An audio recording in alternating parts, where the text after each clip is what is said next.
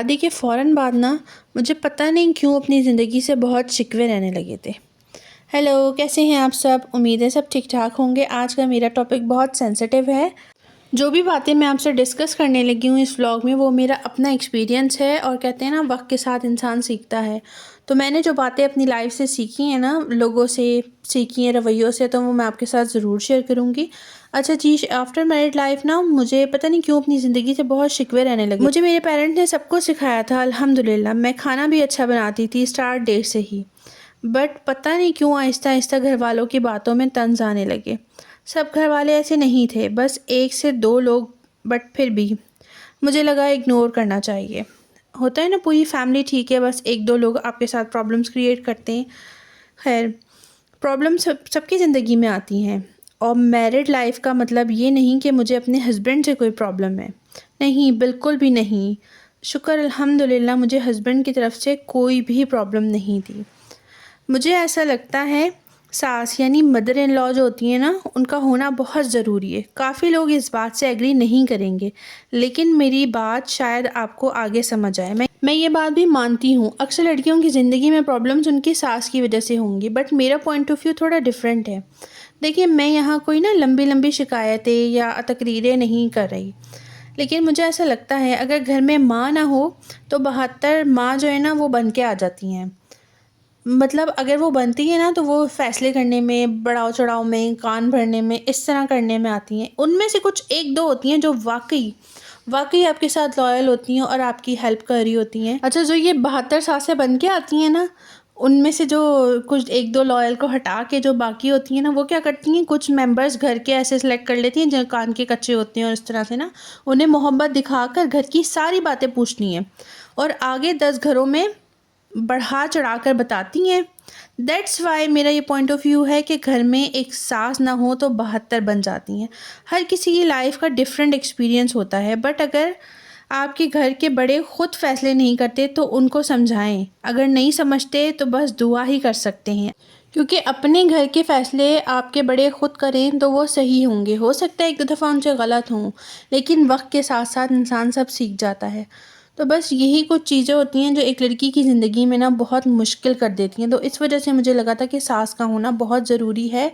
अगर आपकी सास हैं तो उनकी कदर ज़रूर कीजिए। अच्छा जी, मैं कुछ ये डीआईवाई कर रही थी कि काफ़ी टाइम से मैंने ना दूध के डब्बे रखे हुए थे, तो मैंने सोचा आज इनसे कुछ डीआईवाई कर लेते हैं। तो बस उसी में लगी हुई थी। ये साथ ही मैंने लहसुन अदरक का पेस्ट बनाया था। अच्छा जी, लहसुन थोड़ा बच गया था तो मैंने ये इसमें करके और ये मैं फ्रीज़र में रख दूँगी। स्पेस सेविंग भी हो जाएगी इससे, और दूसरा कि ये थोड़ा एक्स्ट्रा हो गया था। बाकी अच्छा, मेरी बात से हो सकता है कुछ लोग एग्री ना भी करें, तो उनकी अपनी मर्ज़ी है। जो मैंने अपनी लाइफ से एक्सपीरियंस से सीखा था ना, तो मैंने वो आपसे शेयर किया कि मुझे पता है अक्सर होती हैं विलन सास नंदे ही बन रही होती हैं।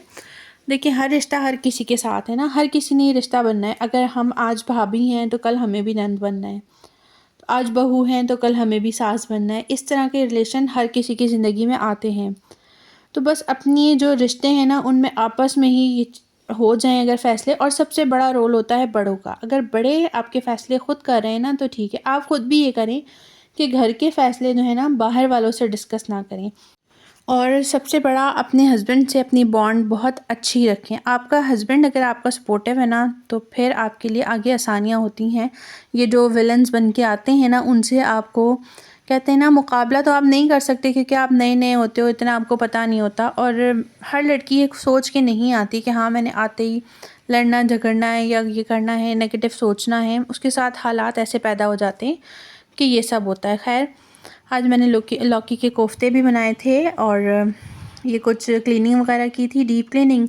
तो वो भी मैंने सोचा कि मैं आपके साथ शेयर कर देती हूँ, क्योंकि ये विंडो के पास रखा होता है रैक, तो बहुत ज़्यादा मिट्टी आती है, तो ये टाइम टू टाइम साफ़ करना पड़ता है।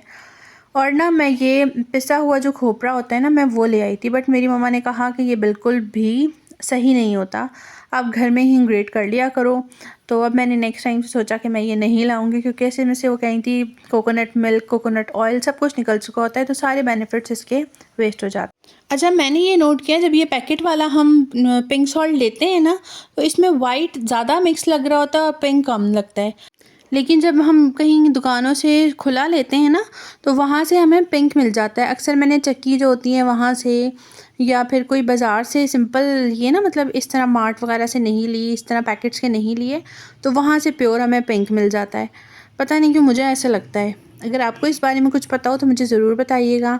और ये वॉशिंग वगैरह हो रही थी, क्योंकि अब जो है ना गर्मियाँ स्टार्ट हो चुकी हैं, मोस्टली हो चुकी हैं, बट यहाँ अभी मौसम चेंज हुआ था थोड़ा।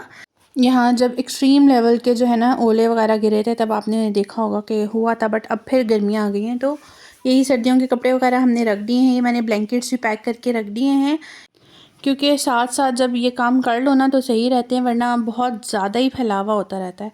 अच्छा जी, ये बास्केट मैंने बना के रखी हुई होती है, जो क्लीनिंग की होती है, मतलब इसमें हम सोप वगैरह सर्फ रखते हैं। जब से बाइकआउट हुआ है ना, तो सर्फ तो मैं इनका ही यूज़ कर रही हूँ। साथ ही ये सोप वगैरह भी आप देख सकते हैं, सब मैंने जो है प्रोडक्ट सोची है कि हम उनकी प्रोडक्ट यूज़ ना करें। अच्छा, ये सॉफ्टनर जो है ना, ये मैं बाइकआउट से पहले लेके आई थी, बट पता नहीं ये यूज़ में भी नहीं आ रहा था। तो अभी तक हमारा अल्हम्दुलिल्लाह बाइकआउट चल रहा है और आगे भी चलेगा इंशाअल्लाह ताला। तो ये कुछ चीज़ें थी, और ये ब्रशेज़ जो है मैं क्लीनिंग में यूज़ कर लेती हूँ। छोटू सा डेंटोनिक है, ये भी मैंने रखा हुआ है, और बाकी चीज़ें दिखा दी हैं। अच्छा, ये एक बास्केट होती है जिसमें आयशा के बिस्किट्स। अच्छा, आयशा वो वाली बच्ची है जो ये ना बंटी और टॉफ़ियाँ और इस तरह की उल्टी सीधी चीज़ें नहीं खाती बिल्कुल भी। बट ये होते हैं, ये बिस्किट्स हो गए, कुकीज़ हो गई, केक रस्क हो गए, ये चीज़ें खाती है। और वो चॉकलेट में भी ना सिर्फ डेयरी मिल्क। तो बस मैं उसकी ये बास्केट बना के रखती हूँ।